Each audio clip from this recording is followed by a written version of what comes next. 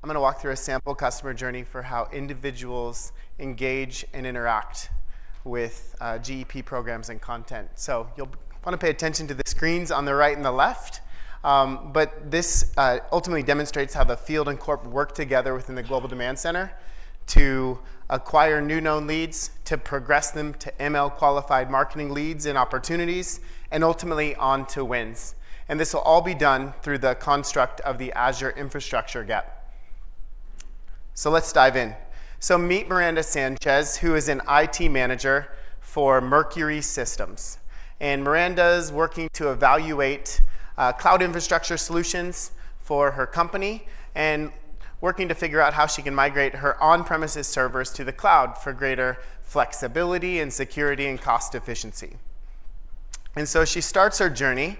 Miranda begins with a search on Stack Overflow and specifically how to migrate virtual machines or on-premises virtual machines to the cloud. And she sees this ad and this Try Azure Free ad and clicks on it and is taken to the Azure Free account page where she learns about the offer, specifically the $200 credit for the first 30 days and the 12 months of free kind of popular great services. And while she's intrigued, she's not quite ready to sign up. A few things to point out. The display ad that Miranda received is part of our trial-based lead gen by Targeting IT Pros as part of the Azure Direct GEP.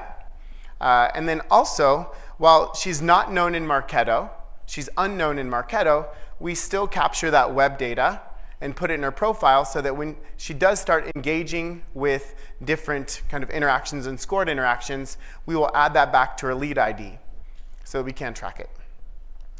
So because she didn't sign up for an Azure free account, we start retargeting her using first-party data. And she receives these ads that prompt her to come back and finish signing up her registration. But instead, Miranda sees this ad on Facebook a few days later for the Azure Strategy and Implementation Guide that is targeting enterprises and helping them to kind of transition to the cloud. So she sees the ad, she clicks on it, and is taken to the page and ultimately fills out the form because it looks good and downloads the asset. At this point, a couple things happen. Number one, she's added to our Azure IaaS for IT pre-trial nurture stream. And then number two, along the bottom of the kind of the ticker along the bottom, she becomes a new known lead in Marketo. And as such, because she is now in our database, Miranda starts receiving nurture emails and invites to webinars and cloud architecture guides and all sorts of experiences.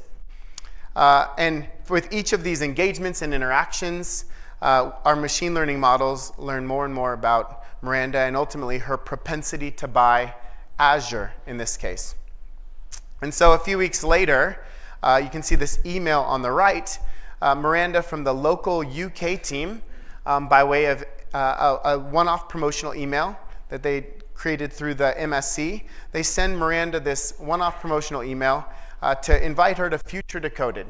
And she sees the invite, and predominantly because she's engaged with it with Azure, she's an IT pro, so she fits the target audience for the event. So she clicks on the invite, registers for the event, and then a few weeks later attends in London and has a great experience.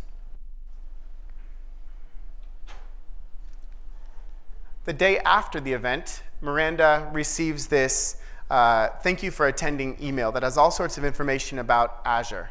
And as part of that, along the bottom, you see these quick links. She clicks on the Contact Us CTA and is taken to a page on Azure.com and is able to chat with an Azure specialist. Another big milestone happens here. This is when Miranda becomes an ML qualified marketing lead. And she's routed to inside sales for follow-up. A big part of how this works is through machine learning, we're able to identify the highest quality leads for using multi-touch attribution to identify who the highest quality leads are. As part of kind of this example, Miranda became an ML qualified lead because she downloaded an ebook, because she attended an in-person event, she engaged with an Azure specialist and spent time on Azure.com. So she met that threshold.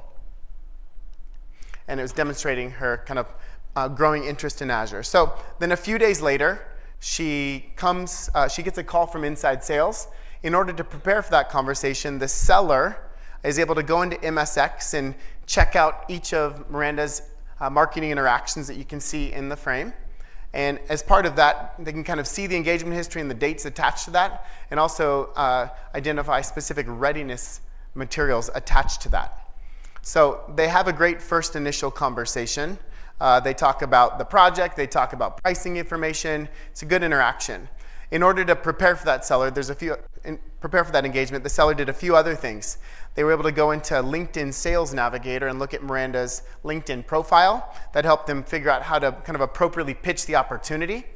Also, because Miranda is part of a managed account, they can go to another tab in MSX and see the other contacts and opportunities that are available within the account.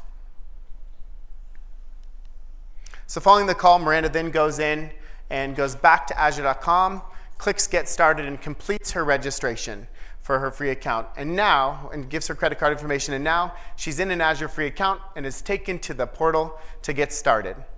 To make sure that she's thriving in her first days and succeeding with Azure, we then have a number of onboarding resources that we use, kind of technical how-to resources. We use a welcome email series, and we use a series of getting started webinars live with engineering, and even in-portal support, so she can succeed and thrive. And then a few days after that, she actually receives a call from her account manager, and her account manager talks to her about the kind of new workloads on Azure and how to shift her workloads on Azure. It talks about new capabilities with IaaS, make sure she's exceeding with her Azure free account. Great conversation that helps her progress to sales qualified lead. And then over the course of the conversation, they keep talking, and Miranda ultimately elects to transact, and the account manager can help her continue and ultimately progress that to a win.